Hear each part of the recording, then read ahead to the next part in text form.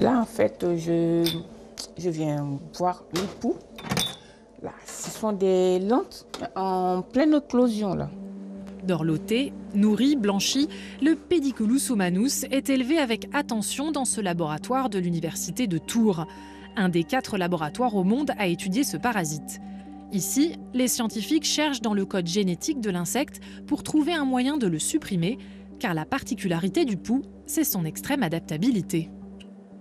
On a des gènes qui forment notre code génétique.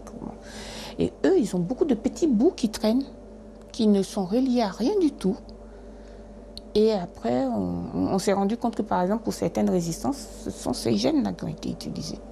Et après, ils passent l'information aux générations futures, quoi.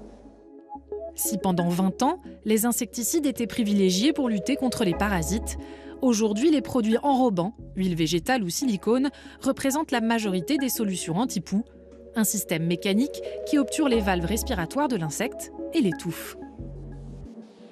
Chacun cherche. Donc moi, je suis là pour tester et valider.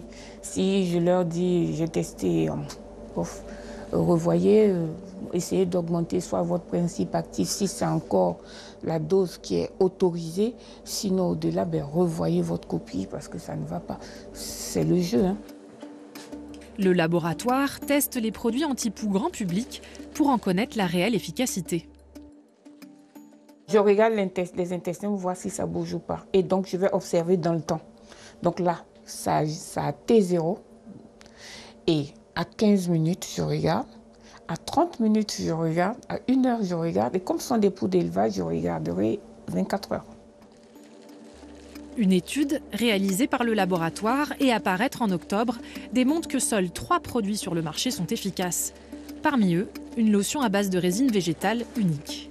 Nous sommes arrivés à trouver une plante qui s'appelle le Procyon heptaphyllum, dont la résine a une particularité, c'est qu'elle va se rigidifier au contact de l'eau.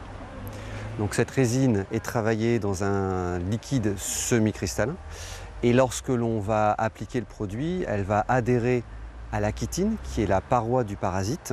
Et en touchant la chitine du parasite, il suffit après d'amener un petit peu d'eau pour voir la résine cristalliser naturellement. Et cette micro-cristallisation va transpercer ou désorganiser en tout cas la carapace chitineuse du parasite, que ce soit le poux adulte ou la lente, qui est constituée effectivement de la même chitine.